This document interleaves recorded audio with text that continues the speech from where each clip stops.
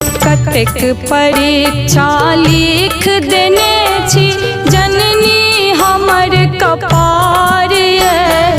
कतेक परीक्षा लिख देने छी जननी हमर कपार ये।